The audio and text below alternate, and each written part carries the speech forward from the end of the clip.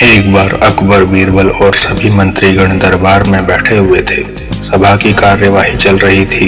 एक एक करके राज्य के लोग अपनी समस्याएं लेकर दरबार में आ रहे थे। इसी बीच वहां एक व्यक्ति दरबार में पहुंचा। उसके हाथ में एक मर्तबान था। सभी उस मर्तबान की ओर देख रहे थे। तभी अकबर ने उस व्यक्ति से पूछा, क्या है इस मर्तबान में? उसने कहा, महाराज, इसमें चीनी और रेत का मिश्रण है। अकबर ने पूछा, किस लिए? अब दरबारी ने कहा, गलती माफ हो महाराज, लेकिन मैंने बीरबल की बुद्धिमत्ता के कई किस्से सुने हैं। मैं उनकी परीक्षा लेना चाहता हूँ।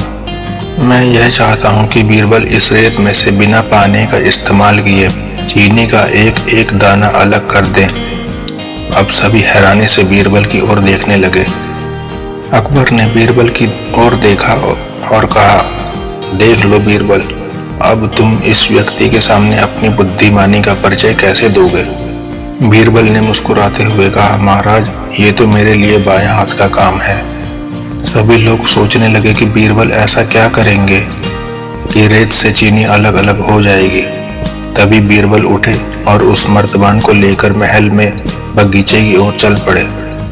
वह व्यक्ति भी उनके पीछे पीछे था। बीरबल बगीचे में आम के एक पेड़ के पास पहुंचे।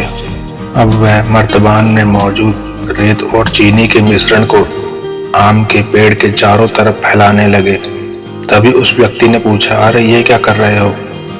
इस पर बीरबल ने कहा, आपको ये कल पता चलेगा। इसके बाद दोनों महल में वापस आ गए। अब सभी को कल सुबह का इंतजार था। अगली सुबह जब दरबार लगा तो अकबर और सारे मंत्री एक साथ बगीचे में पहुंचे। साथ में बीरबल और रेत व चीनी का मिश्रण डालने वाला व्यक्ति भी था। सभी आम के पेड़ के पास पहुंच गए। सभी ने देखा कि वहां सिर्फ रेत पड़ी हुई है। असल में रेत में मौजूद चीनी को चींटियों ने निकालकर अपने बिल में इकट्ठा कर लिया था और बची खची चीनी को कुछ चींटियां उठाकर अपने बिल में ले जा रही थी। इस पर उस व्यक्ति ने पूछा, चीनी कहाँ गई? तो बीरबल ने कहा, रेत से चीनी अलग हो गई है। सभी जोर जोर से हंसने लगे। बीरबल की ये चतुराई देखकर अकबर ने उस व्यक्ति से कहा, अब तुम्हें चीनी चाहिए तो तुम्हें चींटियों के बिल में घुसना पड़ेगा।